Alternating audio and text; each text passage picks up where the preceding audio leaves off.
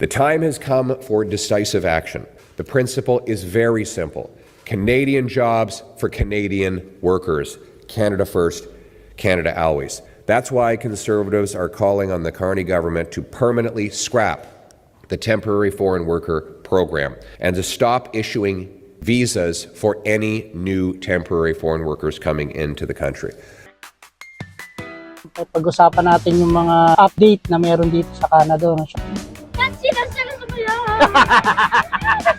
Hi guys, dito nga pala kami sa one of the tourist spot dito, destination sa Saskatoon. No?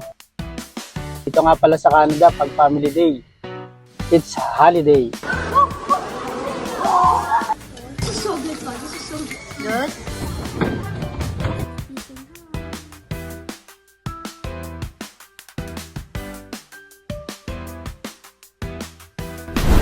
Ayun guys, welcome na naman sa another day, another vlog natin ngayon. Vlog natin for today, it's Sunday, syempre family day. Kailangan natin magsimba. Nandito sila JJ, Sophie, Mama, Alex. Let's go!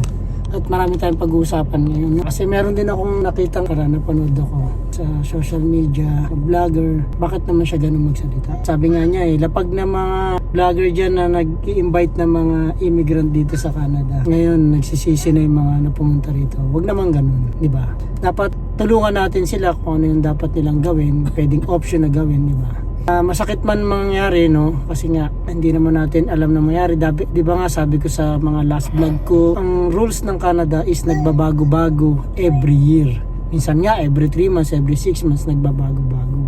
Since maraming pagbabago, naapektuhan yung mga immigrants, especially yung mga student, tourists, temporary foreign workers.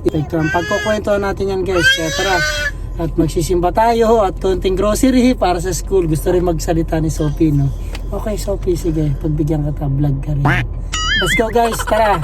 At tayo mag-grocery ngayon. Kasi school for the whole week, kaya meron tayong one day grocery. Hindi ka maglalakad dyan para ka magpapanda. Parang drive-thru style. Develop mo sa pag-vaccine sets.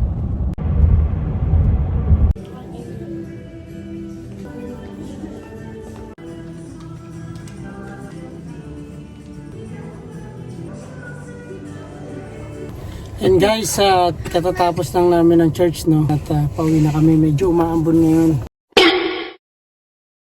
Talagang palamig na ng palamig, kaya ako napapansin nyo, mga suot namin, medyo balot-balot na rin. Ayan si Sophie, naglaro-laro ng holy water doon. Super blessed ka ngayon, Sophie, Nga pala guys, regarding sa issue at updates ngayon dito sa Canada, ang issue, mga temporary foreign workers, nagkaroon na sila ng problema. Meron na akong nabalitaan sa isang company, nag-asawa sila, ang ganda pa naman ng trabaho nila ngayon. Parang pang stable job na rin talaga yung trabaho nila.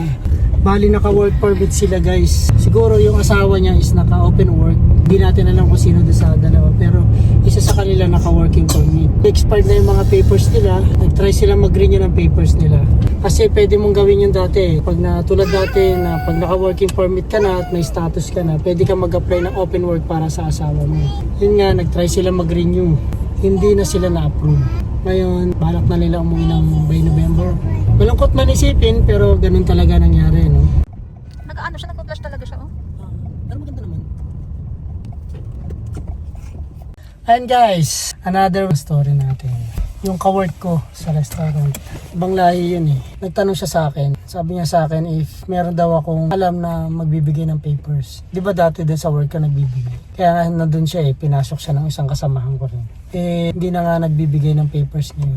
Kasi nga dahil sa issue na ganyan. Sabi ko sa kanya, wala ka bang ibang option? The next day na nag-usap kami, siguro nakipag-meeting siya. Hindi siya nag-rely sa immigration consultant lang. Hindi siya nagpa-consult. Meron din siya sariling attorney. Isang option niya raw is, kailangan niya matuto mag-French. Kaya nag-aaral daw siya mag-French. Student siya, yun daw isang option niya. Para daw ma-extend yung working permit niya. Alam mo ang bakit ng iba raming gumagawa ng ganun, gusto ma-extend yung working permit nila kahit di sila mabigyan ng permanent resident. Kasi hindi natin alam, di ba? Pabago-bago nga yung rules dito. Kaya baka sakali, after 3 months, 6 months, mabigyan sila ng chance, di ba? Marami nga alisin. Baka mamaya bigla namang kailangan ulit. At least nandito na sila, di ba? Hindi na mahirap. Pero marami naman option kayong wala ng pag-asa. Mag-try kayo kasi nakikita ko naman sa mga comment, marami naghahanap din sa mga ibang province, yung mga remote province na mga malalamig na, maliliit na town, maliliit na province. Meron pa sila, nagbibigay pa sa kanila, nag-approve pa. Isa pa, yung kawork ko dati sa Middle East. Minessage din ako last 2 weeks kung meron daw ako ulit. Ngayon, tinaray ko, sabi ko send mo sa akin, itatry ko dun sa work ko. Sinend ko doon, tinext ko yung boss ko. Nag-reply yung boss ko after a week. Siguro, in-apply niya, chinek niya. Wala na rin. Di na rin na-approve yung kawork. Yung dati kong kawork sa Middle East. Pero, nag-try tayo, di ba? Try natin tumulong. Yung mga kababayan natin na nandito na. Tulungan na lang natin kung meron magko-comment, magsasuggest sa mga vlog na pwedeng tulungan na lang natin. Baka mamaya mabigyan, di ba? Ng chance. Hindi natin sabi, hindi natin hawak yung swerte natin. Yun lang guys, tara tayo mag-grocery at nainip na si Sophie. Ayan Si madam. Si madam, nainip na. Oh, let's go. Canada's Temporary Foreign Worker Program, or TFWP, is designed to fill jobs when no Canadian or permanent resident is available. This is verified through a Labor Market Impact Assessment, or LMIA. The program saw a surge in demand after the pandemic due to labor shortages in 2022. Now, major changes are here for 2025. A new policy effective May 27th allows temporary workers already in Canada to start new jobs while their work permit applications are pending, a significant shift to retain skilled workers. However, the government is also tightening the reins, extending the suspension of certain low-wage LMIA applications in areas like Montreal and Laval until November the 30th, 2025. These adjustments aim to ensure the program is used as intended, a last resort for employers who genuinely can't find local workers, while also protecting the rights and stability of foreign workers contributing to Canada's economy.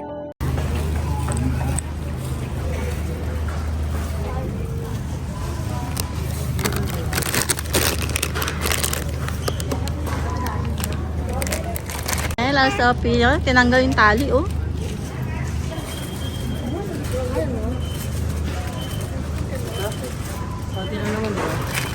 Kami dalawa.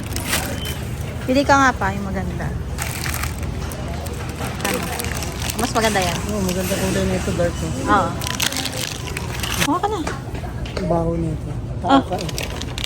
Ano naman, mas gusto ko pa yung cornet ko. Hinahanap nila Sander yung, alam mo yung parang chicharap. Ay, yung binili ko. Naubos na nila. Ang dami nun. Sa isyo nyo. Oo. Panda. Isa lang ha. No, magkano lang. Ay, bumalik na sa dati pa. Ayan, oh. Oh, naging 12 na, oh. Diba, nakaran 8.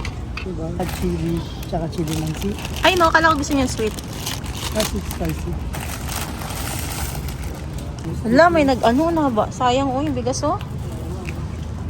Tip naman tayo. May beef pa dun pa, dalawa. Dalawa? Wala nang seafood. Seafood sana. Dalawa kayong beef doon? Oo. Ganap ako ng beef eh.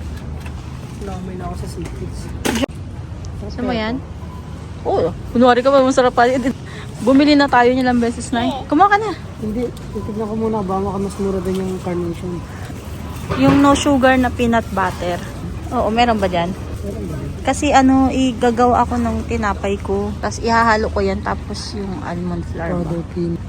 Ano ko meron yun? Hirap pag diabetic ka ba? Ito na lang. 1%. Ayun o, rollback o. 13 o. Hot choco. Ito naman. Mahal. Ito $4 na. Ito lang $4. Isa lang po nila. Hindi na tayo sumunod dun sa 3 something. Ano? Ito oh.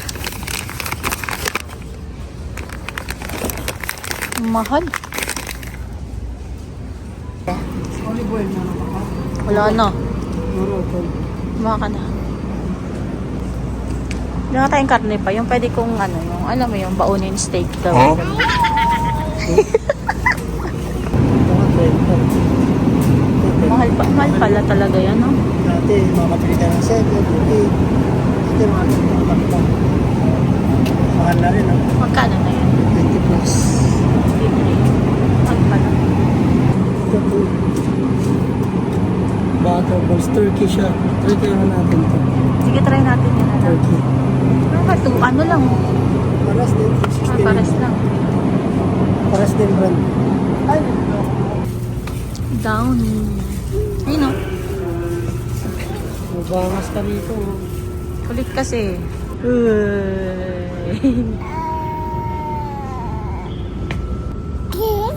No? Why?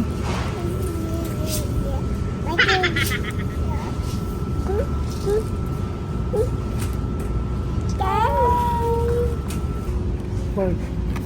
Spoon. Patingnan mo yung presyo, magkaparehas lang. Ilang peraso yan? 30. Ayun. 24. Ayun na lang. Nanggigigil siya, oh. O, diba? Nabigyan kita ng milk. You want milk? No, kahit alin dyan.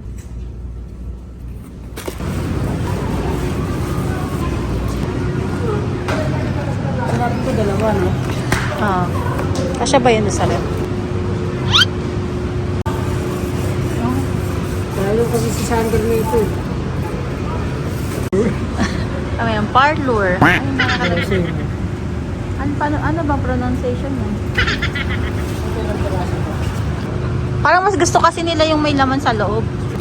Ay no, sa taas. Abot ma?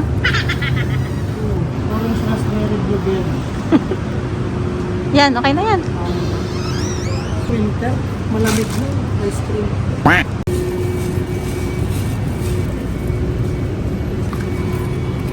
Alam mo na. Kaya ano yan, idadala mo. Yan sa pancit ko. Makanis daw, kumain.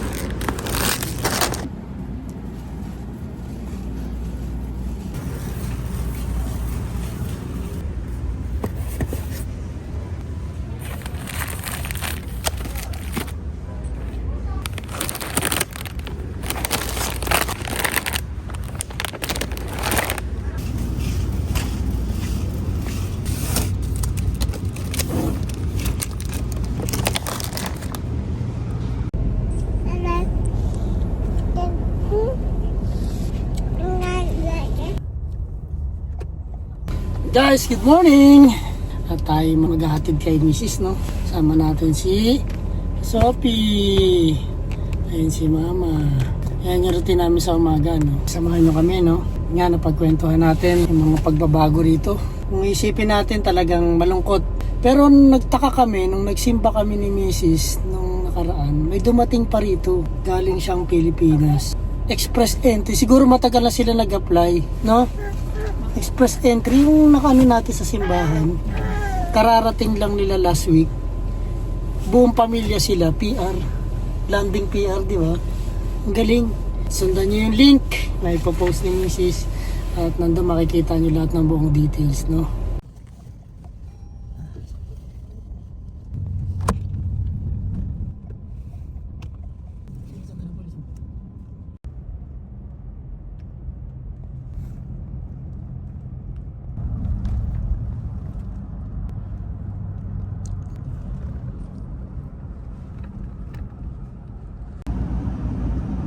Ayun guys, at katatapos lang natin mag-atid kay Mrs. sa umaga. Ayan si Sophie, kasama natin nag-atid. Guys, at maraming salamat, no? Don't forget to like, share, and subscribe. Bye-bye!